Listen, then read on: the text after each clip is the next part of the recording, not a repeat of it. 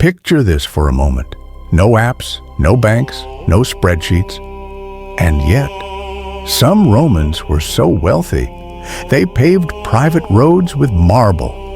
So how did they do it? Stay with me, because once you understand how Romans built wealth without modern tools, you'll see they were playing a very different game. Let's rewind about 2,000 years. Rome was not just an empire of soldiers and emperors, it was an empire of economic operators, merchants, landowners, contractors, financiers, people who understood how value moved, how capital worked, and how to position themselves for long-term advantage, all without calculators, without digital records, without standardized contracts. The foundation of Roman wealth was land, not speculative assets, not abstractions, physical land. Owning land meant control over production. Farms produced grain, olives, and wine. As cities expanded, land near roads and ports increased rapidly in value. Wealthy Romans rarely worked this land themselves. They leased it, they rented it, they placed tenants on it, and they collected a share of the output. Income flowed consistently, with minimal daily involvement. But land was more than income. It was power. Control land, and you controlled food. Control food, and you controlled stability. That made land not just an asset, but leverage. Trade was the next pillar. Goods crossed the Mediterranean at massive scale. Spices from the east, silver from Spain, grain from Egypt. The sea functioned like a commercial highway. Roman merchants relied on trust, networks, and calculated risk. Investment was often collective. Several individuals funded a single voyage. If it failed, losses were shared. If it succeeded, profits were divided. This structure is familiar. It was early venture financing. Ships were lost to storms and piracy. So Romans created early insurance-style agreements. No apps, no fine print, just reputation and consequence. Which brings us to reputation itself. In Rome, your name was your credit score.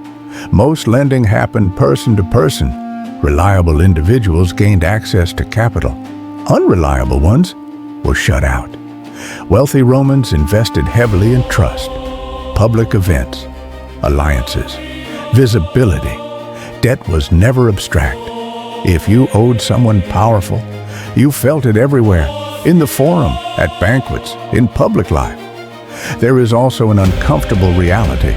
Enslaved labor played a major role in Roman wealth. Many enslaved individuals were highly skilled, accountants, craftsmen, managers. Some earned income, some purchased their freedom. From the Roman perspective, this was long-term investment in productivity. Another major source of wealth came from government contracts. Rome was always building roads, aqueducts, temples, arenas. Private contractors competed for these projects. Winning meant large profits. Failure carried serious consequences.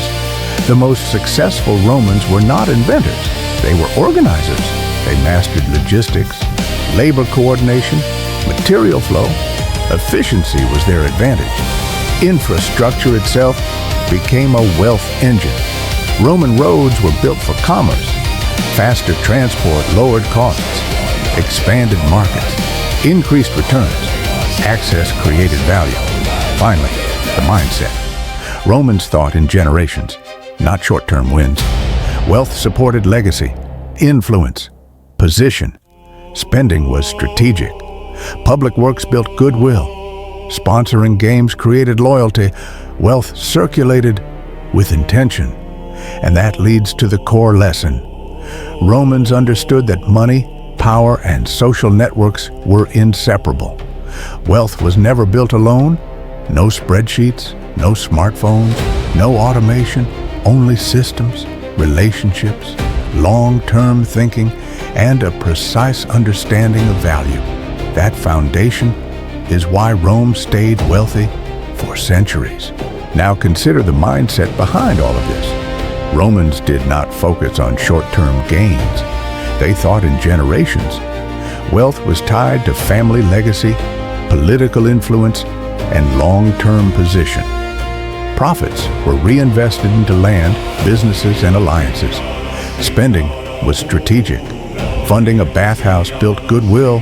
Sponsoring public games created loyalty. Wealth circulated through society, but always with intent and return in mind.